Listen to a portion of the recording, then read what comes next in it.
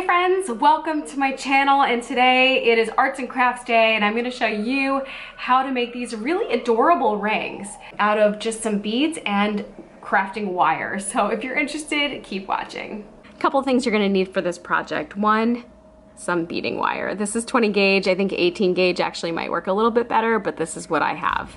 You'll also need a bead of your choosing. Have fun with this. I typically find the round ones are easier to work with, especially when you're first getting started. You'll also need a needle nose pliers, a side cutter, and you'll also need something round that you can shape your ring around. They actually make a tool for this. This is called a mandrel.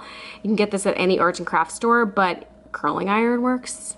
Basically, you can improvise. That's the beauty of this. So let's get started. So starting off, I cut about 10 inches or so of wire. Just be careful, those ends can get a little bit sharp, something to keep in mind while working with this project. So what I'm going to do is feed the bead somewhere near the center. It doesn't have to be perfect.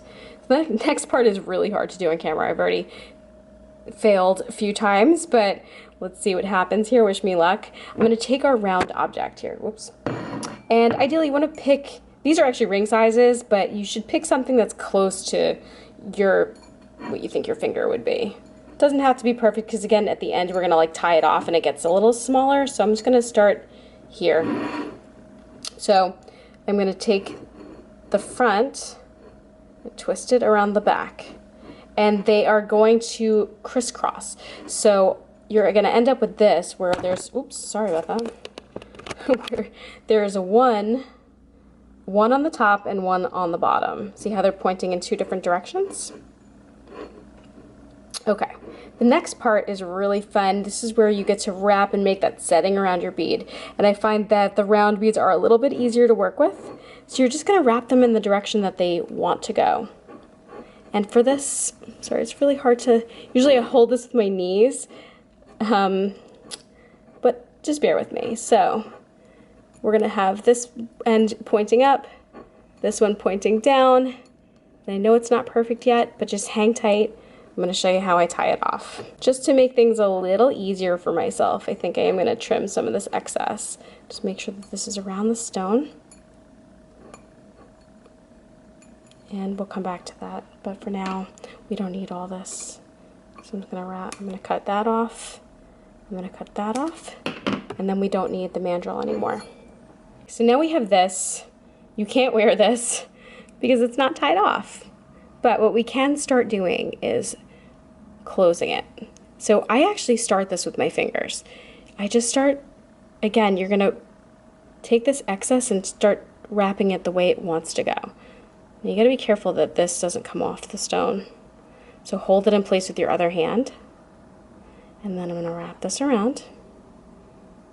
It's probably only going to go twice, but this is what I'm going to use my pliers for. Because now my fingers can't really do the trick anymore. So I'm going to take the end, I'm going to really just make a loop around the band. Okay. Now, there are some pointy bits at the end, so you want to tuck those in conveniently where they're not going to be stabby bits.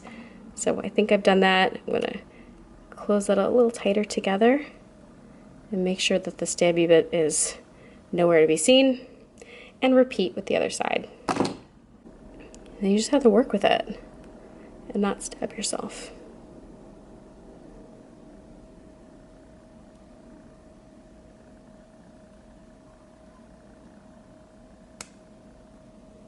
We did a craft fair a few years ago, my friend and I, for charity, and I just kept making rings on site, and by the end of the day my fingers were like so tired.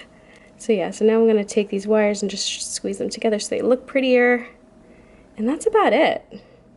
That is basically done. I like how this came out. It's a little bit uneven just because the way the bead is shaped right here, but it looks to me like something from outer space.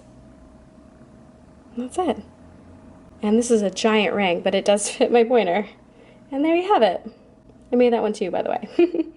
Hope you enjoy, and if you do decide to try this, please post your finished designs. I would love to see them. Also, don't forget to subscribe to my channel. It would mean the world to me.